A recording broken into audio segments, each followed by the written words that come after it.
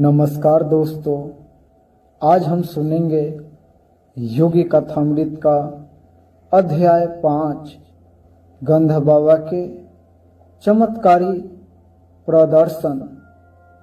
यह अध्याय हमें एक ऐसे महान संत से मिलवाता है जिन्होंने सिद्ध कर दिखाया कि साधना और आत्मशक्ति से मनुष्य प्रकृति के रहस्यों पर भी अधिकार पा सकता है। कथा शुरू। एक दिन मेरी भेंट गंध बाबा नाम के योगी से हुई। उनका असली नाम महेंद्रनाथ गुप्ता था, लेकिन लोग उन्हें गंध बाबा कहकर पुकारते थे। वे साधारण से कपड़े पहनते, देखने में भी साधारण लगते, लेकिन उनके भीतर छिपी शक्ति अद्भुत थी। मैंने उनके बारे में पहले ही बहुत कुछ सुन रखा था। कहा जाता था कि वे किसी भी वस्तु से मनचाही सुगंध निकाल सकते थे। जब मैं पहली बार उनसे मिला तो उन्होंने मुस्कुराकर कहा, बेटा बताओ तुम्हें कौन सी खुशबू चाहिए। मैंने संकोच में कहा, गुलाब की। तुरंत उन्होंने अपनी हथेली मेरी ओर बढ़ाई और क्षण भर में वहां से ऐसी मनमोहक गुलाब की खुशबू उठी कि मैं आश्चर्यचकित रह गया। फिर उन्होंने पास रखे एक साधारण फूल को उठाया। वह फूल बिल्कुल गंधहीन था। गंध बाबा ने आंखें बंद की और कहा, अब इसमें चमेली की सुगंध देखो। और सचमुच वह फूल एकदम चमेली की सुगंध से भर गया। मैंने महसूस किया जैसे किसी जादुई बगीचे में खड़ा हूं। मैंने उनसे पूछा, बाबा यह शक्ति आपने कैसे पाई? गंध बाबा ने गंभीर स्वर में कहा, बेटा भगवान हर वस्तु में मौजूद है। फूल में गंध नहीं होती, लेकिन ईश्वर की शक्ति से उसमें गंध प्रकट की जा सकती है। यह शक्ति साधना और आत्मसंयम से होती है। उनकी बातें मेरे हृदय को छू गई। मुझे लगा मानो वे केवल फूलों में ही नहीं, मेरे भीतर भी कोई नई चेतना जगा रहे हो। गंध बाबा केवल सुगंध ही नहीं निकालते थे, बल्कि कभी कभी फल भी प्रकट कर देते थे। मेरे एक मित्र ने बताया कि एक बार पूजा के समय गंध बाबा ने थाली में रखी पूरियों को हाथ लगाया। जैसे ही लोगों ने पूरियां तोड़ी, उनमें से संतरे के टुकड़े निकले। सबने वे संतरे खाए और हर कोई अचंभित रह गया। गंध बाबा ने कहा था, ये सब केवल शक्ति के प्रयोग है। साधक का असली लक्ष्य तो ईश्वर की प्राप्ति है। गंध बाबा के बारे में जितना जनता गया मेरी जिज्ञासा उतनी ही बढ़ती गई। उनका जीवन बिल्कुल साधारण था। वे किसी तरह का दिखावा नहीं करते थे, लेकिन जब लोग उनके पास आते तो चमत्कार देखकर हैरान रह जाते। एक बार मैंने उनसे पूछा, बाबा, क्या ये सब केवल लोगों को आकर्षित करने के लिए है? वे मुस्कुराए और बोले, नहीं बेटा, ये ईश्वर की शक्ति का केवल एक झलक है। लोगों का ध्यान भौतिक चीजों पर अटका रहता है, इसलिए उन्हें पहले उसी भाषा में समझाना पड़ता है। लेकिन असली साधक को इन शक्तियों में नहीं बल्कि ईश्वर में रस लेना चाहिए। गंध बाबा अपने जीवन में बहुत अनुशासित थे। वे सुबह जल्दी उठते, साधना करते और अधिकतर समय मौन रहते।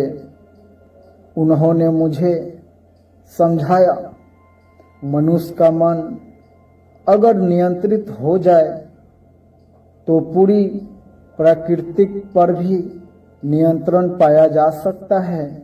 जैसे अगर कोई साधक अपने इंद्रियों को जीत ले तो वह गंध, स्वाद, रूप, रस सब पर अधिकार पा सकता है। उनकी यह बात सुनकर मेरे मन में गहरी छाप पड़ी।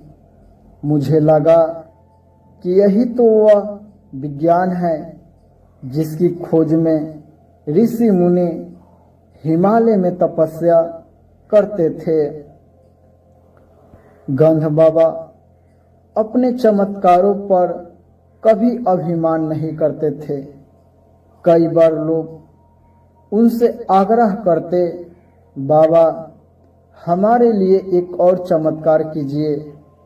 लेकिन वे हंसकर कहते, चमत्कार का लोभ मत रखो। अगर तुम्हें ईश्वर चाहिए तो साधना करो, सच्चे गुरु की शरण लो।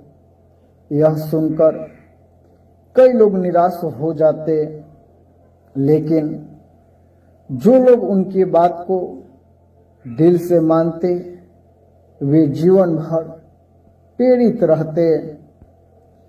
एक दिन उन्होंने मुझे विशेष शिक्षा दी। उन्होंने कहा, बेटा, सुगंध केवल इंद्रियों की तृप्ति के लिए नहीं है।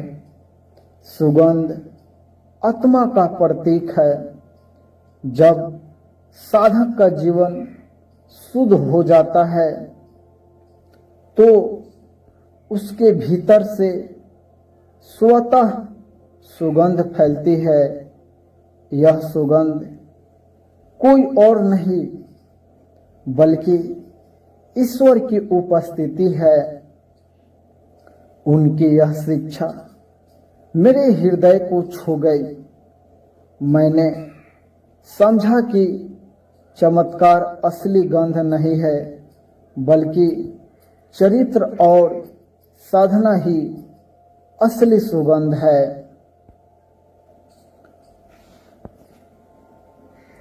गंध बाबा ने हमेशा यह स्पष्ट किया कि चमत्कार का उद्देश्य केवल मनोरंजन नहीं है। अगर साधक केवल शक्ति का प्रदर्शन करता रहे तो वह ईश्वर से दूर हो जाता है। उन्होंने कहा, साधना का असली उद्देश्य है मनुष्य के अंदर दैवी गुणों का विकास करना, जैसे सत्य, करुणा, त्याग और प्रेम। अगर ये नहीं है तो चमत्कार व्यर्थ है। गंध बाबा का मानना था कि साधना का सर्वोच्च परिणाम है ईश्वर स्मरण। उन्होंने कहा, मनुष्य चाहे कितना भी व्यस्त क्यों न हो, उसे हर क्षण ईश्वर को याद रखना चाहिए। जैसे पानी में रहते मेढक को भी सांस नहीं भूलती, वैसे ही साधक को ईश्वर का स्मरण नहीं भूलना चाहिए। यह उदाहरण सुनकर मेरा मन गहराई से प्रभावित हुआ। मुझे लगा कि यही सच्चा योग है। गंध बाबा ने समझाया कि साधना केवल जंगल या पहाड़ों में रहने का नाम नहीं है, बल्कि असली तपस्या है गृहस्थ जीवन में भी धर्म का पालन करना। उन्होंने कहा, जो साधक परिवार और समाज में रहते हुए ध्यान, सेवा और ईश्वर स्मरण करता है, वह सबसे महान योगी है। गंध बाबा अक्सर गीता का उदाहरण देते थे। वे कहते, मनुष्य कभी भी कर्म किए बिना नहीं रह सकता। प्राकृतिक उसे कर्म करने के लिए बाध्य करती है, इसलिए कर्म से भागना मूर्खता है। लेकिन वही कर्म अगर ईश्वर को समर्पित हो तो वह साधना बन जाता है।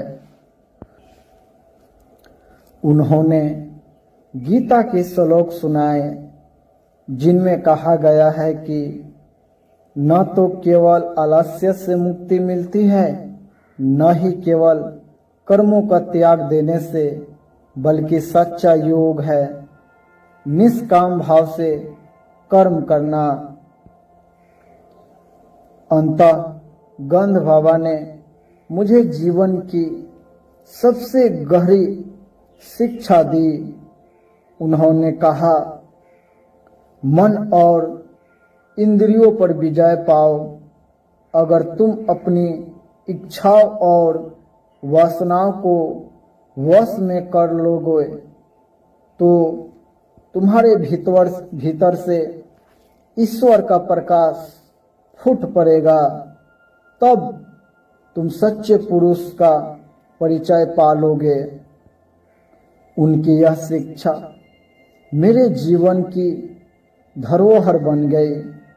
मैंने समझा कि असली चमत्कार फूलों की सुगंध नहीं, बल्कि साधना से निकलती आत्मा की सुगंध है।